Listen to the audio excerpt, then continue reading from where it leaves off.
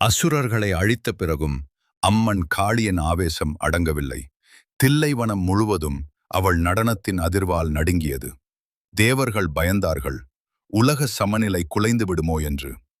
அப்போது வந்தார் சிவபெருமான், அமைதியின் வடிவம், சமநிலையின் சுவாசம். காளியிடம் அவர் சொன்னார், நடனத்தில் என்னை ஜெயித்தால் தில்லை உன்னுடையது. நடனம் தொடங்கியது.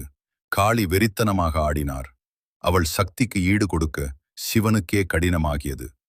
ஒரு கணம் சிவன் தோற்கும் போல தோன்றியது. அந்த நேரத்தில் சிவன் தன் காதில் இருந்த குண்டலத்தை கீழே விழவிட்டார். பின்னர் தன் கால் பெருவிரலால் அதை எடுத்தார். காலை வானத்தை தொடும் வரை உயர்த்தி ஊர்த்துவ தாண்டவம் ஆடினார். சபை மரியாதை காக்க காளி அந்த நடையை செய்யவில்லை. தோல்வியை அமைதியாக ஏற்றுக்கொண்டாள். ஆவேசம் அமைதியாக மாறிய அந்த தருணமே தில்லையானது, சிதம்பரமானது. இன்றும் ஒரு ரகசியம். நடராஜரை வணங்கிய பிறகு தில்லை காளியையும் தரிசித்தால்தான் வழிபாடு முழுமை பெறும். சக்தியும் சிவமும் ஒன்றான இடம் நம் இதயம்தான்.